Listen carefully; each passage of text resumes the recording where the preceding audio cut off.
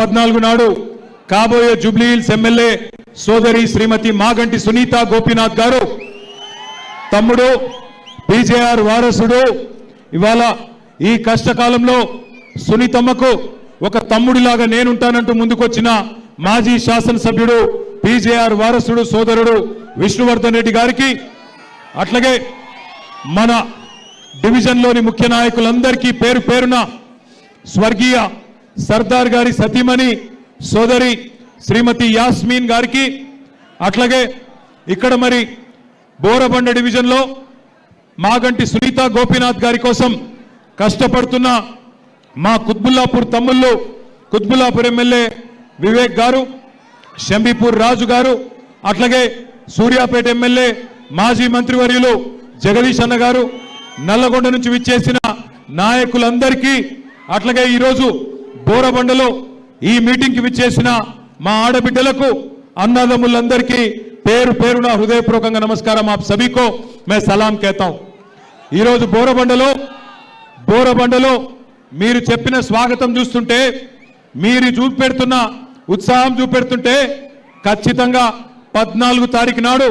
గెలుపు పక్కా అయిపోయింది మెజారిటీ ఎంత అన్నదే తేలాల్సి ఉన్నది గెలుపు పక్కా ఏమనుమానం లేదు కులాలకు అతీతంగా మతాలకు అతీతంగా అందరూ కూడా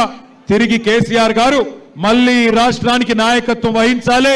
కేసీఆర్ గారు తిరిగి రావాలి అని కోరుతా ఉన్నారు అది స్పష్టంగా ఇయాల మీ ఉత్సాహంలో మీ స్వాగతంలో మీ జోష్లో కనబడతా ఉన్నది मैं यहां पे जब आ रहा था किसी एक भाई ने मुझे 2 लाइन लिख के भेजा मैं पढ़ के सुनाने की कोशिश करता हूं आप सबको जो तेलंगाना चमका था केसीआर के दौर में जो तेलंगाना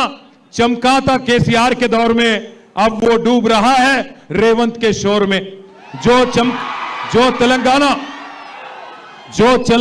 चमका था केसीआर के दौर में अब वो डूब रहा है रेवंत के शोर में काम के बदले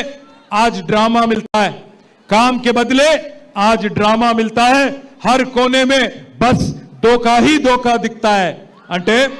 ఒక్కలను కూడా మోసం చేయకుండా వదిలిపెట్టలేదు కాంగ్రెస్ ప్రభుత్వం నేనేదో ఉత్తమ మాటలు చెప్తలేను కావాలంటే మీకే ఒక్కసారి చూపెడతా ఏమన్నారు కాంగ్రెస్ వాళ్ళు ఎలక్షన్లకు ముందు అందుకే ఈ టీవీలన్నీ పెట్టి